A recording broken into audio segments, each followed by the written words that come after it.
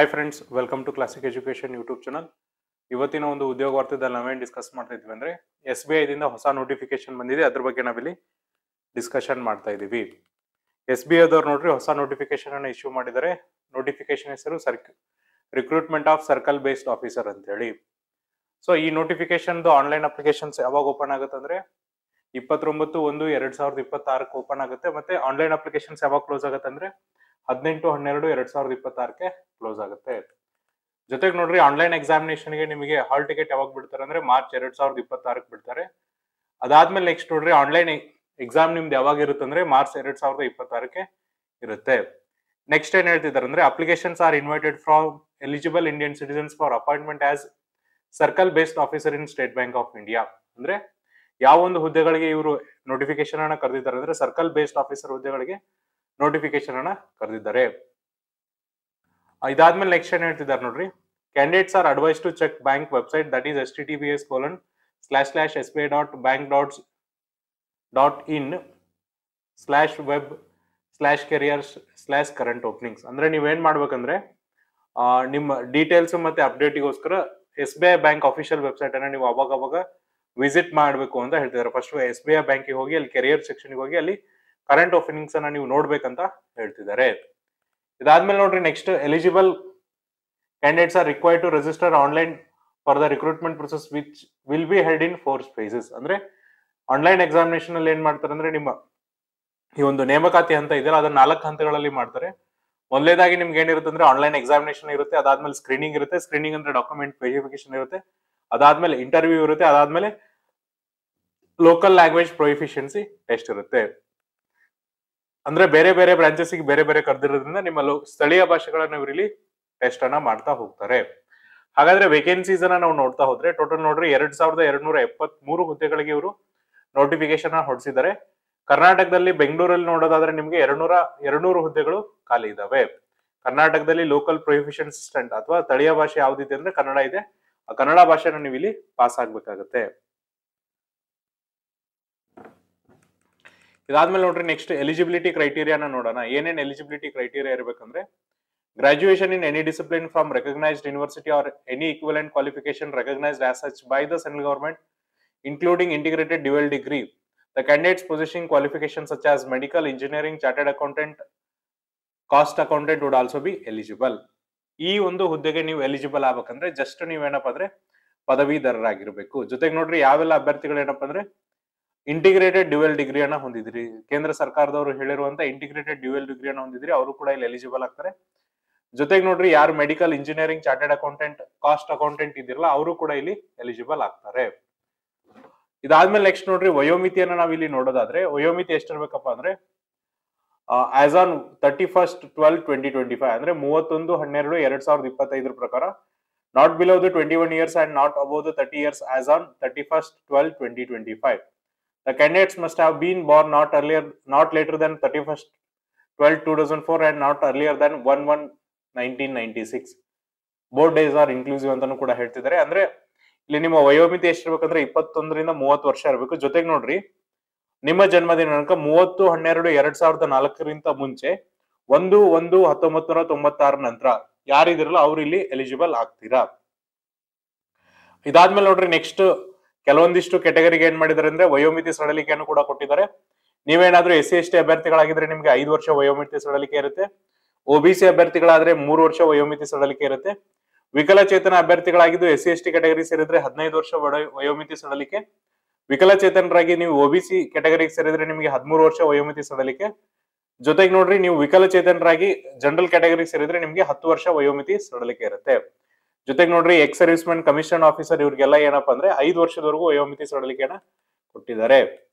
ಒಂದು important changes ಏನ್ ಮಾಡಿದಾರೆ ಅಂದ್ರೆ experience post essential academic qualification as on 31/12/2025. Minimum 2 years experience post essential academic qualification experience as on 31/12/2025 as an officer in any scheduled commercial bank or any regional rural bank as listed in the second schedule of the Reserve Bank of India. ಇಲ್ಲಿ ಒಂದು trick ಅನ್ನ ಏನ್ use ಮಾಡಿದ್ರು ಅಂದ್ರೆ minimum ನಿಮ್ಗೆ ಏನಪ್ಪಾ ಅಂದ್ರೆ 2 ವರ್ಷ ಎಕ್ಸ್ಪೀರಿಯನ್ಸ್ ಇರ್ಬೇಕಂತ ಹೇಳ್ತಿದ್ದಾರೆ. ಅದು ಕೂಡ ಏನಂದ್ರೆ 31/12/2025 ಪ್ರಕಾರ ನಿಮ್ಗೆ ಏನಪ್ಪಾ ಅಂದ್ರೆ ಕನಿಷ್ಠ ಪಕ್ಷ 2 ವರ್ಷ ಎಕ್ಸ್ಪೀರಿಯನ್ಸ್ ಇರ್ಬೇಕಂತ ಹೇಳ್ತಿದ್ದಾರೆ. ಅದು ಕೂಡ ಯಾವ್ದ್ರಲ್ಲಿ ಅಂದ್ರೆ any scheduled commercial bank R any regional rural bank ಅಲ್ಲಿ ನೀವ್ ಏನಾಗಿರಿ ಕೆಲಸ ಮಾಡಿರ್ಬೇಕಪ್ಪ ಅಂದ್ರೆ ಮಿನಿಮಮ್ 2 ವರ್ಷ ಕೆಲಸ ಮಾಡಿದಂತ ಅನುಭವವನ್ನು ನೀವು ಹೊಂದಿರ್ಬೇಕಂತ ಹೇಳ್ತಿದ್ದಾರೆ. ಅದು ಕೂಡ ನೋಡ್ರಿ, ನೀವು ಯಾವ್ದಾದ್ರು ಕಮರ್ಷಿಯಲ್ ಬ್ಯಾಂಕ್ ಅಲ್ಲಿ ಅಥವಾ ರೀಜನಲ್ ರೂರಲ್ ಬ್ಯಾಂಕ್ ಅದನ್ನು ಕೂಡ ಎಲ್ಲಿ ಶೆಡ್ಯೂಲ್ ಮಾಡಿರ್ಬೇಕಂದ್ರೆ ರಿಸರ್ವ್ ಬ್ಯಾಂಕ್ ಆಫ್ ಇಂಡಿಯಾದ ಸೆಕೆಂಡ್ ಶೆಡ್ಯೂಲ್ ಅಲ್ಲಿ ಇರ್ಬೇಕಂತ ಹೇಳ್ತಿದ್ದಾರೆ. ಇದಾದ್ಮೇಲೆ ನೋಡ್ರಿ, ಲೋಕಲ್ ಲ್ಯಾಂಗ್ವೇಜ್ ಟೆಸ್ಟ್ ಅಂದ್ರೆ ಸ್ಥಳೀಯ ಭಾಷೆ ಏನಂದ್ರೆ candidates applying for the vacancies for of A particular circle should be proficient reading, writing and understanding in any one of the specified opted local language of that circle mentioned in the each circle. The test of knowledge of specified opted local language of the applied circle will be conducted as a part of selection process. It will be conducted for provisionally selected candidates based on the performance in the online test and screening and interview. ಅಂದ್ರೆ ಇಲ್ಲಿ ಏನ್ ಹೇಳ್ತಿದ್ದಾರೆ ಅಂದ್ರೆ local language test ಏನಿದೆ, ಸ್ಥಳೀಯ ಭಾಷೆ ಏನಿದೆಲ್ಲ ಅದನ್ನ ಪ್ರತಿಯೊಂದು ಸರ್ಕಲ್ಗೂ ಮೆನ್ಷನ್ ಮಾಡಿದ್ರೆ, ಕರ್ನಾಟಕಕ್ಕೆ ಬಂದ್ರೆ ಕನ್ನಡ ಸ್ಥಳೀಯ ಭಾಷೆ ಇದೆ, ಅಲ್ಲಿ ನಿಮ್ಗೆ ಏನ್ ಟೆಸ್ಟ್ ಮಾಡ್ತಾರೆ ಅಂದ್ರೆ ನಿಮ್ಗೆ ಓದಕ್ಕೆ, ಬರೆಯಕ್ಕೆ ಮತ್ತೆ ಮಾತಾಡಕ್ಕೆ ಬರಬೇಕು. ಪ್ರೊಹಿಬಿಷನ್ ಅಂದ್ರೆ ನಿಮ್ಗೆ ಅದರಲ್ಲಿ ಭಾಷಾ ಪ್ರಾವೀಣ್ಯತೆ ಇರ್ಬೇಕಂತ ಹೇಳ್ತಿದ್ದಾರೆ. ಯಾವ್ದಕ್ಕೆ? ಮಾತನಾಡೋದಕ್ಕೆ, ಓದಕ್ಕೆ ಮತ್ತೆ ಅರ್ಥ ಮಾಡ್ಕೊಳ್ಳೋದಕ್ಕೆ ಬರ್ಬೇಕಂತ ಹೇಳ್ತಿದ್ದಾರೆ. ಜೊತೆಗೆ ನೋಡ್ರಿ, ಯಾರೆಲ್ಲ ಏನಪ್ಪಾ ಅಂದ್ರೆ 12th ಸ್ಟ್ಯಾಂಡರ್ಡ್ ವರ್ಗು ನೀವೇನಾದ್ರೂ ಕನ್ನಡ ಮೀಡಿಯಂ ಅಲ್ಲಿ ಓದಿದ್ರಿ, 10th ವರ್ಗು ಕನ್ನಡ ಮೀಡಿಯಂ ಅಲ್ಲಿ ಓದಿದ್ರೆ ನಿಮ್ಗೆ ಸ್ಥಳೀಯ ಭಾಷೆ ಅಪ್ಲೈ ಆಗಲ್ಲ ಅಂತ ಹೇಳ್ತಿದ್ದಾರೆ.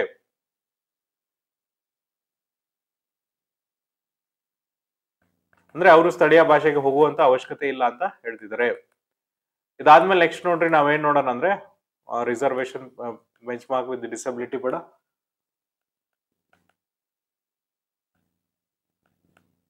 ನೆಕ್ಸ್ಟ್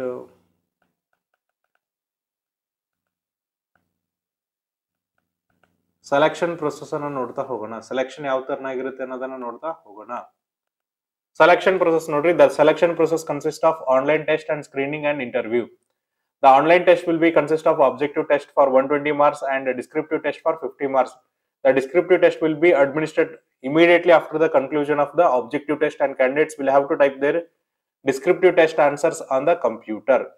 Online test ಅಲ್ಲಿ ನೋಡ್ರಿ 2 ಭಾಗಗಳಿರುತ್ತೆ. ಆನ್ಲೈನ್ ಆಬ್ಜೆಕ್ಟಿವ್ ಟೆಸ್ಟ್ ಅಂತ ಇರುತ್ತೆ, ಜೊತೆಗೆ ಡಿಸ್ಕ್ರಿಪ್ಟಿವ್ ಟೆಸ್ಟ್ ಅಂತ ಇರುತ್ತೆ. ಆಬ್ಜೆಕ್ಟಿವ್ ಟೈಪ್ ಅಂದ್ರೆ ನಿಮಗೆ ಬಹು ಆಯ್ಕೆ ಪ್ರಶ್ನೆಗಳಿರ್ತವೆ.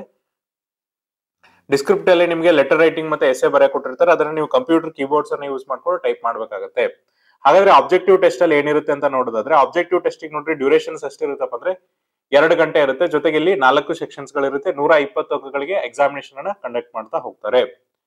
ಜೊತೆಗೆ ಏನಪ್ಪಾ ಅಂದ್ರೆ there will be separate timing for every section. ಅಂದ್ರೆ ಇಲ್ಲಿ ಏನಂದ್ರೆ ಪ್ರತಿಯೊಂದು ಸೆಕ್ಷನ್ ಕೂಡ ಏನಪ್ಪಾ ಅಂದ್ರೆ ಸಪರೇಟ್ ಟೈಮಿಂಗ್ ಇರುತ್ತೆ. ಅದೇ ಟೈಮಲ್ಲಿ ನೀವೇನಂದ್ರೆ ಕಂಪ್ಲೀಟ್ ಮಾಡ್ಬೇಕು. ಇನ್ ಕೇಸ್ ನೀವು ಅದೇ ಟೈಮಲ್ಲಿ ಕಂಪ್ಲೀಟ್ ಮಾಡ್ಲಿಲ್ಲ ಅಂದ್ರೆ ನಿಮ್ಗೆ ಏನಪ್ಪಾ ಅಂದ್ರೆ ಮರಳಿ ಆ ಸೆಕ್ಷನ್ ಅನ್ನ ಓಪನ್ ಮಾಡಕ್ಕೆ ಬರುವುದಿಲ್ಲ. ಇಂಗ್ಲಿಷ್ ಲ್ಯಾಂಗ್ವೇಜ್ ಮೇಲೆ ನಿಮ್ಗೆ 30 ಕ್ವಶನ್ಸ್ ಕೇಳ್ತಾರೆ, 30 ಮಾರ್ಕ್ಸ್ಗೆ 30 ನಿಮಿಷಗಳ ಕಾಲಾವಕಾಶ ಇರುತ್ತೆ. ಬ್ಯಾಂಕಿಂಗ್ ನಾಲೆಜ್ ಮೇಲೆ 40 ಕ್ವಶನ್ಸ್ ಕೇಳ್ತಾರೆ, 40 ಅಂಕಗಳಿಗೆ 40 ನಿಮಿಷಗಳ ಕಾಲಾವಕಾಶ ಇರುತ್ತೆ. ಜನರಲ್ ಅವೇರ್ನೆಸ್ ಅಥವಾ ಎಕಾನಮಿ ಮೇಲೆ ನಿಮ್ಗೆ 30 ಕ್ವಶನ್ಸ್ ಕೇಳ್ತಾರೆ, 30 ಮಾರ್ಕ್ಸ್ಗೆ 30 ನಿಮಿಷಗಳ ಕಾಲಾವಕಾಶ ಇರುತ್ತೆ. ಕಂಪ್ಯೂಟರ್ ಆಪ್ಟಿಟ್ಯೂಡ್ ಮೇಲೆ ನೋಡ್ರಿ ನಿಮ್ಗೆ ಎಷ್ಟು ಮಾರ್ಕ್ಸ್ ಕೇಳ್ತಾರೆ ಅಂದ್ರೆ 20 ಪ್ರಶ್ನೆಗಳನ್ನ ಕೇಳ್ತಾರೆ. 20 ಪ್ರಶ್ನೆಗಳಿರುತ್ತೆ, 20 ಅಂಕಗಳಿರುತ್ತೆ, 20 ನಿಮಿಷ ಡ್ಯೂರೇಷನ್ಸ್ ಇರುತ್ತೆ. ಟೋಟಲ್ 120 ಅಂಕಗಳು, 120 ಪ್ರಶ್ನೆಗಳು, 120 ನಿಮಿಷಗಳು, ಅಂದ್ರೆ 2 ಗಂಟೆಗಳ ಕಾಲಾವಕಾಶ ಇರುತ್ತೆ. ಇದಾದ್ಮೇಲೆ ನೆಕ್ಸ್ಟ್ ಏನ್ ಮಾಡ್ತಾರೆ ಅಂದ್ರೆ ಇಮಿಡಿಯೇಟ್ಲಿ ನಿಮ್ಗೆ ಡಿಸ್ಕ್ರಿಪ್ಟಿವ್ ಟೆಸ್ಟ್ ಇರುತ್ತೆ. ಆಬ್ಜೆಕ್ಟಿವ್ ಟೆಸ್ಟ್ ಆದ ತಕ್ಷಣ ನೋಡ್ರಿ ಡಿಸ್ಕ್ರಿಪ್ಟಿವ್ ಟೆಸ್ಟ್ ಇರುತ್ತೆ. The duration of the descriptive test will be 30 minutes. It will be a test of English language, letter writing and essay with 2 questions for 50 marks. There will be no sectional qualifying marks. There is a minimum qualifying marks on aggregate with minimum qualifying marks will be decided by the bank. ಅಂದ್ರೆ descriptive ಟೆಸ್ಟಿಗೆ ನೋಡ್ರಿ ನಿಮ್ಗೆ durations ಎಷ್ಟಿರುತ್ತೆ ಅಂದ್ರೆ ಅರ್ಧ ಗಂಟೆಗಳಿರುತ್ತೆ. ಇಲ್ಲಿ ನಿಮ್ಗೆ 2 conduct ಅನ್ನ ಮಾಡ್ತಾರೆ. ಇಲ್ಲಿ ಟೆಸ್ಟ್ ಆಫ್ ಇಂಗ್ಲಿಷ್ ಲ್ಯಾಂಗ್ವೇಜ್ ಅಂದ್ರೆ ನಿಮ್ಗೆ ಇಂಗ್ಲಿಷ್ ಲ್ಯಾಂಗ್ವೇಜ್ ಮೇಲೆ ಎಷ್ಟು ಕಮಾಂಡ್ ಇದೆ ಅಂತ ಕಂಡುಹಿಡಿತಾರೆ. ಅದ್ರಲ್ಲಿ ನಿಮ್ಗೆ ನೋಡ್ರಿ 2 ಭಾಗಗಳಿರುತ್ತೆ. ಒಂದು ಲೆಟರ್ ರೈಟಿಂಗ್ ಇರುತ್ತೆ, ಇನ್ನೊಂದು ಎಸ್ಸೆ ಇರುತ್ತೆ. ಆಮೇಲೆ ನಿಮ್ಗೆ ಏನ್ ಮಾಡ್ತಾರೆ ಅಂದ್ರೆ ಟೋಟಲ್ 50 ಮಾರ್ಕ್ಸ್ ಗೆ ಕ್ವಶನ್ಸ್ ಅನ್ನ ಕೇಳ್ತಾ ಹೋಗ್ತಾರೆ. ಜೊತೆಗೆ ನೋಡ್ರಿ ಡಿಸ್ಕ್ರಿಪ್ಟಿವ್ ಟೆಸ್ಟ್ ಅಲ್ಲಿ ಯಾವುದೇ ತರನಾಗಿ ಸೆಕ್ಷನಲ್ ಕ್ವಾಲಿಫಿಕೇಶನ್ಸ್ ಇರಲ್ಲ. ಬದಲಾಗಿ ಏನಪ್ಪಾ ಅಂದ್ರೆ ಡಿಸ್ಕ್ರಿಪ್ಟಿವ್ ಟೆಸ್ಟ್ ಓವರ್ ಆಲ್ ಎಷ್ಟು ಮಾರ್ಕ್ಸ್ ಅನ್ನ ತೆಗೆದುಕೊಂಡಿದ್ರೆ ಅನ್ನೋದನ್ನ ಇಲ್ಲಿ ಚೆಕ್ ಮಾಡ್ತಾ ಹೋಗ್ತಾರೆ. ಅದನ್ನ ಬ್ಯಾಂಕ್ ಅದನ್ನ ಏನಪ್ಪಾ ಅಂದ್ರೆ ಡಿಸೈಡ್ ಮಾಡ್ತಾ ಹೋಗುತ್ತೆ. ಮಿನಿಮಮ್ ಎಷ್ಟು ಮಾರ್ಕ್ಸ್ ಅನ್ನ ತೆಗೆದುಕೊಂಡ್ರೆ ನೀವು ಎಲಿಜಿಬಲ್ ಆಗ್ತೀರಿ ಅಂತ ಹೇಳಿ ಬ್ಯಾಂಕ್ ನಿಮ್ನ ಡಿಸೈಡ್ ಮಾಡ್ತಾ ಹೋಗುತ್ತೆ.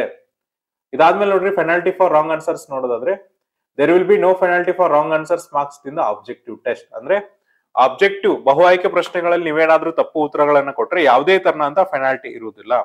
ಹಾಗಾಗಿ ನೋಡ್ರಿ, ಇನ್ ಕೇಸ್ ನಿಮ್ಮ ಹತ್ರ ಟೈಮ್ ಡ್ಯೂರೇಷನ್ಸ್ ಕಮ್ಮಿ ಇತ್ತು, ಇನ್ನೂ ಕ್ವಶನ್ ಜಾಸ್ತಿ ಅಟೆಂಪ್ಟ್ ಮಾಡೋದಿದ್ರೆ ನೀವೇನ್ ಮಾಡ್ಬೋದು ಅಂದ್ರೆ ಈಸಿಯಾಗಿ ಅಟೆಂಪ್ಟ್ ಮಾಡ್ಬೋದು. ಯಾಕಂದ್ರೆ ತಪ್ಪಾದ್ರೂ ಸಹ ನಿಮ್ಗೆ ಏನಪ್ಪಾ ಅಂದ್ರೆ ಯಾವುದೇ ತರನಾಗಿ ನೆಗೆಟಿವ್ ಮಾರ್ಕಿಂಗ್ ಇರುವುದಿಲ್ಲ. ಇದಾದ್ಮೇಲೆ ನೆಕ್ಸ್ಟ್ ಏನ್ ಬರುತ್ತೆ ಅಂದ್ರೆ ಸ್ಕ್ರೀನಿಂಗ್ ಬರುತ್ತೆ. Online applications and document of the candidates who qualified in the online examination will be placed before the screening committees. The screening committees constituted by the bank will examine whether the candidates will fulfill the required eligibility criteria of the experience. The committee will match the job profile and job profile submitted by the candidates with the job profile of the scale 1 of general officers of the State Bank of India. Screening ಅಲ್ಲಿ ಏನ್ ಮಾಡ್ತಾರೆ ಅಂದ್ರೆ ನಿಮ್ಮ document verifications ಮಾಡ್ತಾರೆ. Screening ಕಮಿಟಿಯನ್ನು ನೋಡ್ರಿ bank ಅವರೇ first ಏನ್ ಮಾಡ್ತಾರೆ, ನೇಮಕಾತಿ ಮಾಡ್ತಾರೆ. ಸ್ಕ್ರೀನಿಂಗ್ ಕಮಿಟಿ ಅವ್ರು ಏನ್ ಮಾಡ್ತಾರೆ ಅಂದ್ರೆ ನಿಮ್ಮ ಜಾಬ್ ಪ್ರೊಫೈಲ್ ಮತ್ತೆ ಇವ್ರೇನ್ ಜಾಬ್ ಪ್ರೊಫೈಲ್ ಆಫರ್ ಮಾಡಿದ್ರಲ್ಲ ಅದಕ್ಕೆ ಮ್ಯಾಚ್ ಆಗುತ್ತೆ ಇಲ್ಲ ಅಂತ ಡಿಸೈಡ್ ಅನ್ನ ಮಾಡ್ತಾ ಹೋಗ್ತಾರೆ. ಡಾಕ್ಯುಮೆಂಟ್ಸ್ ಮೂಲಕ ಅವರು ನೀವು ಕೊಟ್ಟಿರುವಂತ ಏನು ರೆಸ್ಯೂಮ್ ಇದೆ ಅದು ಕರೆಕ್ಟ್ ಆಗಿ ಮ್ಯಾಚ್ ಎಕ್ಸ್ಪೀರಿಯನ್ಸ್ ಲೆಟರ್ ಕರೆಕ್ಟ್ ಆಗಿದೆಯೋ, ಫಾರ್ಮೆಟ್ ಅಲ್ಲಿ ಇದೆಯೋ ಅನ್ನೋದನ್ನ ಅವರು ಚೆಕ್ ಮಾಡ್ತಾ ಹೋಗ್ತಾರೆ. ಇದಾದ್ಮೇಲೆ ನೋಡ್ರಿ ನೆಕ್ಸ್ಟ್ ನಿಮ್ಗೆ ಏನಿರುತ್ತೆ ಅಂದ್ರೆ ಇಂಟರ್ವ್ಯೂ ಇರುತ್ತೆ. Interview consist of 50 marks. Interview ಎಷ್ಟಿರುತ್ತೆ ಅಂದ್ರೆ 50 ಮಾರ್ಕ್ಸ್ ಇರುತ್ತೆ. The candidates will have to score minimum qualifying marks in the interview to be considered for the final selections. ಆಮೇಲೆ ನೋಡ್ರಿ ಇಲ್ಲಿ ನೀವು ಏನ್ ಮಾಡ್ಬೇಕಂದ್ರೆ ಮಿನಿಮಮ್ ಮಾರ್ಕ್ಸ್ ಅನ್ನ ತೆಗೆದುಕೊಳ್ಳೇಬೇಕು ನೀವು ಫೈನಲ್ ಸೆಲೆಕ್ಷನ್ ಸೆಲೆಕ್ಟ್ ಆಗ್ಬೇಕಂದ್ರೆ. The minimum qualifying marks will be decided by the bank. Minimum qualifier ನ ಯಾರು ಹೇಳ್ತಾರೆ ಅಂದ್ರೆ ಬ್ಯಾಂಕ್ ಅವರು ಡಿಸೈಡ್ ಮಾಡ್ತಾ ಹೋಗ್ತಾರೆ. ಇದಾದ್ಮೇಲೆ ನೋಡ್ರಿ publications of the result of the candidates call for the interview and final result etcetera will be made available on the bank website. ಅಂದ್ರೆ ಬ್ಯಾಂಕ್ ವೆಬ್ಸೈಟ್ ಮೇಲೆ ನಿಮ್ಗೆ ಏನಪ್ಪಾ ಅಂದ್ರೆ ಇದನ್ನ ಅವೈಲೇಬಲ್ ಮಾಡ್ತಾ ಹೋಗ್ತಾರೆ. ಹಾಗಾದ್ರೆ ಇಲ್ಲಿ ಎಮ್ಯೂಲ್ಮೆಂಟ್ಸ್ ಅನ್ನ ನೋಡ್ತಾ ಹೋಗುತ್ತೆ. ಅದರ ಸ್ಯಾಲರಿಯನ್ನ ನೋಡ್ತಾ ಹೋದ್ರೆ ಪ್ರತಿ ತಿಂಗಳು ನಿಮ್ಗೆ ಎಷ್ಟು ಕೊಡ್ತಾರಂದ್ರೆ presently at the starting basic pay 48,480 rupees in scale up to ಎಷ್ಟು ಕೊಡ್ತಾರೆ ಅಂದ್ರೆ 85,920 rupees ಕೊಡ್ತಾರೆ. Applicable to junior management grade scale 1+2 advance increment ಅನ್ನ ಕೊಡ್ತಾ ಹೋಗ್ತಾರೆ. ಜೊತೆಗೆ ನೋಡ್ರಿ ನಿಮ್ಗೆ DA, HRA ಮತ್ತೆ ಲೀಸ್ ರೆಂಟಲ್ ಮತ್ತೆ CCA, PF, ಪೆನ್ಷನ್ ಫಂಡ್ ಈ ತರದ್ ಏನಪ್ಪಾ ಅಂದ್ರೆ ಸಿಕ್ಕಾಪಟ್ಟೆ ನಿಮ್ಗೆ ಅಲವೆನ್ಸಸ್ ಇರುತ್ತೆ. ಜೊತೆಗೆ ನೋಡ್ರಿ NPS ಇದೆ, ನ್ಯೂ ಪೆನ್ಷನ್ ಸ್ಕೀಮ್ ಇದೆ, LFCs ಇದೆ, ಮೆಡಿಕಲ್ ಫೆಸಿಲಿಟೀಸ್ ಇದೆ. ಸೊ ಬಹಳಷ್ಟು ನಿಮ್ಗೆ ಅಲವೆನ್ಸಸ್ ಅನ್ನ ಕೊಡ್ತಾ ಹೋಗ್ತಾರೆ. ಜೊತೆಗೆ ಸ್ಯಾಲರಿನೂ ಕೂಡ ಬೇಸಿಕ್ ಇಂದ ನಿಮಗೆ 48,480 ರೂಪಾಯಿಂದ ಸ್ಟಾರ್ಟ್ ಆಗುತ್ತೆ. ಹಾಗಾದ್ರೆ ಅಪ್ಲಿಕೇಶನ್ ಫೀಸ್ ಅನ್ನ ನಾವು ನೋಡ್ತಾ ಹೋದ್ರೆ ಅಪ್ಲಿಕೇಶನ್ ಫೀಸ್ ನೋಡ್ರಿ ಜನರಲ್ ಎಕನಾಮಿಕಲಿ ವೀಕರ್ ಸೆಕ್ಷನ್ ಮತ್ತೆ OBC ಅಭ್ಯರ್ಥಿಗಳಿಗೆ 750 ರೂಪಾಯಿ ಇದ್ರೆ SC ST ಮತ್ತೆ ವಿಕಲಚೇತನ ಅಭ್ಯರ್ಥಿಗಳಿಗೆ ಯಾವುದೇ ತರನಂತ ಅಪ್ಲಿಕೇಶನ್ ಫೀಸ್ ಇರುವುದಿಲ್ಲ. ಹೌ ಟು ಅಪ್ಲೈ ಅಂತಂದ್ರೆ ನೋಡ್ರಿ ಜೊತೆಗೆ ನೋಡ್ರಿ ಇನ್ನೊಂದ್ ಏನ್ ಇಂಪಾರ್ಟೆಂಟ್ ಅಪ್ಪ ಅಂದ್ರೆ ಪ್ರೀ ಎಕ್ಸಾಮಿನೇಷನ್ ಟ್ರೈನಿಂಗ್ ಕೂಡ ಇದೆ. ಸೊ ಯಾರೆಲ್ಲ SC ST ಮತ್ತೆ ವಿಕಲಚೇತನರು ಇದ್ರಲ್ಲ ನೀವೇನ್ ಮಾಡ್ಬೋದು ಅಂದ್ರೆ ಪ್ರೀ ಎಕ್ಸಾಮ್ ಟ್ರೈನಿಂಗ್ ಅನ್ನು ಕೂಡ ತೆಗೆದುಕೊಳ್ಬಹುದು. ಸೊ ನೀವು ಫಸ್ಟ್ ಬ್ಯಾಂಕ್ ವೆಬ್ಸೈಟ್ ಗೆ ಹೋಗಿ ರಿಜಿಸ್ಟ್ರೇಷನ್ ಅನ್ನ ಮಾಡ್ಕೋಬೇಕಾಗುತ್ತೆ. ಅವ್ರು ನಿಮ್ಗೆ ಆಮೇಲೆ ಫ್ರೀ ಎಕ್ಸಾಮ್ ಟ್ರೈನಿಂಗ್ ಅನ್ನ ಕೊಡ್ತಾ ಹೋಗ್ತಾರೆ. ನೆಕ್ಸ್ಟ್ ನೋಡ್ರಿ ಹೌ ಟು ಅಪ್ಲೈ ಅಂದ್ರೆ ನೀವು 29/1/2026 18/12/2026 ವರೆಗೆ ಏನಪ್ಪಾ ಅಂದ್ರೆ ಅಪ್ಲಿಕೇಶನ್ಸ್ ಅನ್ನ ಹಾಕ್ಬೇಕಾಗುತ್ತೆ.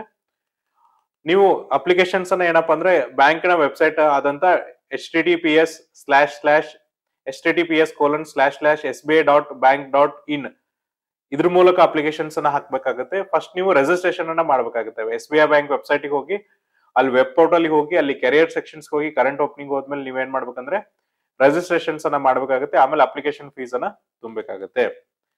ಹಾಗಾದ್ರೆ ಏನೇನ್ ಡಾಕ್ಯುಮೆಂಟ್ಸ್ ಬೇಕಾಗುತ್ತೆ ನಿಮ್ಮ ಅಪ್ಲಿಕೇಶನ್ ಫೀಸ್ ಹಾಕಕ್ಕೆ ನೋಡ್ರಿ ರೀಸೆಂಟ್ ಫೋಟೋಗ್ರಾಫ್ ಬೇಕು, ಸಿಗ್ನೇಚರ್ಸ್ ಬೇಕು, ಲೆಫ್ಟ್ ತಮ್ಮ ಇಂಪ್ರೆಷನ್ಸ್ ಬೇಕಾಗುತ್ತೆ, ಹ್ಯಾಂಡ್ ರಿಟರ್ನ್ ಡಿಕ್ಲರೇಷನ್ಸ್ ಬೇಕಾಗುತ್ತೆ, ID ಪ್ರೂಫ್ ಬೇಕಾಗುತ್ತೆ, next proof of date of birth ಬೇಕಾಗುತ್ತೆ, ಜಾಬ್ ಪ್ರೊಫೈಲ್ ಅಂದ್ರೆ ನಿಮ್ಗೆ ಏನೀಗ ಎಕ್ಸ್ಪೀರಿಯನ್ಸ್ ಲೆಟರ್ ಕೇಳ್ತಿಲ್ಲ ಯಾವ ಜಾಬ್ ಪ್ರೊಫೈಲ್ ನೀವು ಈಗ ಆಲ್ರೆಡಿ ಇದ್ದೀರಾ ಅದನ್ನ ಕೊಡ್ಬೇಕಾಗುತ್ತೆ. ಜೊತೆಗೆ ನೋಡ್ರಿ ಬ್ರೀಫ್ ರೆಸ್ಯೂಮೆ ಅನ್ನ ಕೊಡ್ಬೇಕಾಗುತ್ತೆ, ಎಜುಕೇಶನಲ್ ಸರ್ಟಿಫಿಕೇಟ್ ಅನ್ನ ಕೊಡ್ಬೇಕಾಗುತ್ತೆ.